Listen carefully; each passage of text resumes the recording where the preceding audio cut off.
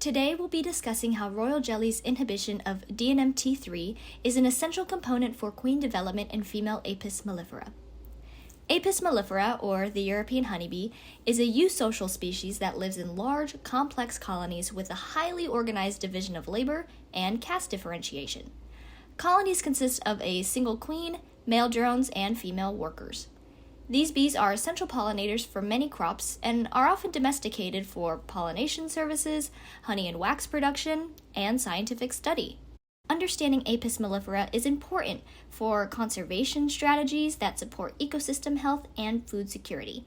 Not only that, but honeybees are ideal for studying social behavior, and their advanced navigation abilities make them valuable for research in neurobiology, learning, and communication. Today's focus will be on studying factors that influence gene expression and development. More specifically, the epigenetic mechanisms driving caste differentiation between female workers and the queen. Epigenetics can be defined as the study of how cells modulate gene activity without actually changing anything within the DNA sequence. It explores the ways in which environmental and genetic factors essentially turn on or turn off a genome. Female workers and queen honeybees develop from larvae that are genetically identical. However, these genotypes can be expressed as either queen or worker characteristics. This is called phenotypic dimorphism. As you can see, workers and queens show differences in their morphology and their behavior. These differences demonstrate genomes either being turned on or turned off to create these two wildly different castes. One environmental factor thought to influence caste differences is the larval diet. During the first 3 days, all larvae are fed royal jelly, a protein-rich, nutrient-dense secretion from nurse bees.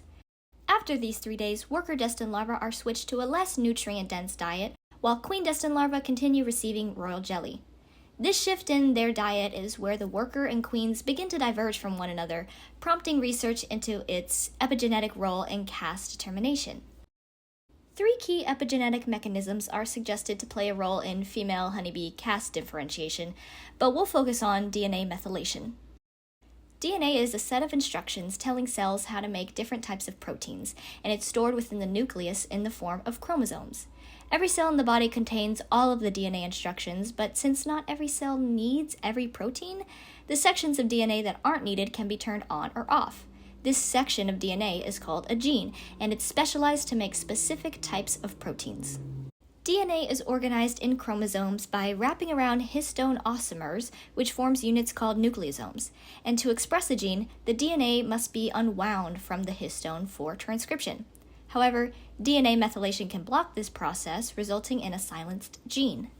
This happens when a DNA methyltransferase enzyme called DMNT3 adds a methyl group to the cytosine of a CpG dinucleotide.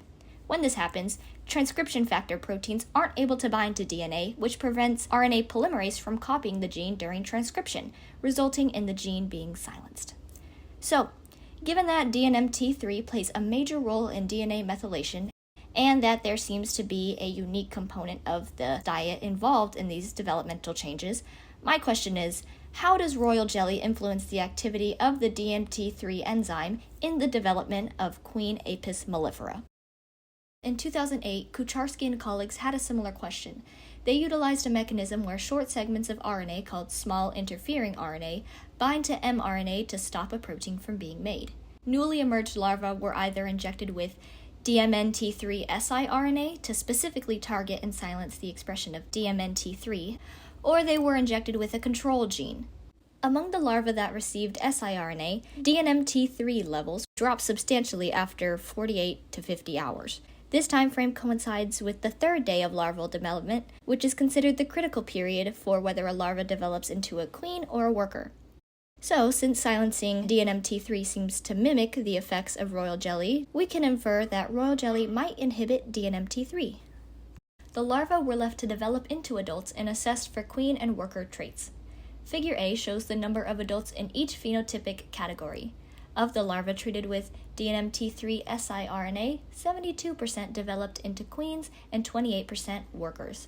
The control group had 77% of the larvae develop into workers, and 23% have queen-like characteristics, but were not necessarily full queens.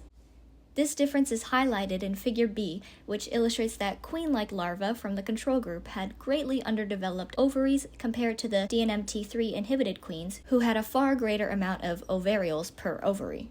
In Figure C, the ovaries in the siRNA-induced queens are almost identical to those of natural queens reared on royal jelly. From this, Kucharski and colleagues' work supports that DNMT3 silencing in larvae mimics the effects of royal jelly during larval development and as an adult through the high expression of queen morphology. She and colleagues conducted a similar study where they fed larvae royal jelly for the span of either 3, 4, or 5 days, and then measured DNMT3 levels within the specific gene dynactin P62, a site that is suggested to be a specific target for methylation to occur. They found that the larvae who were fed for the longest of 5 days on royal jelly had significantly lower rates of both DNMT3 activity and expression, as well as less methylation within the dynactin P62 gene. This group produced a far greater proportion of queens and a significantly lower proportion of intercasts or workers. This work supports the notion that royal jelly's inhibition of DNMT3 is a key driver for queen development in Apis mellifera. By inhibiting DNMT3, Kucharski and colleagues demonstrated that silencing this enzyme can sufficiently induce queen-like development even without a royal jelly diet. Further evidence by Shi and colleagues, larvae fed royal jelly for 5 days showed significantly lower DNMT3 activity and gene expression, along with reduced methylation at the dynactin P62 site. These larvae also produced the highest proportion of queens and the fewest proportion of workers or intercasts. Overall, these results suggest that royal jelly likely suppresses DNMT3 activity, leading to reduced DNA methylation and the expression of queen-specific genes. These findings are significant on many different levels.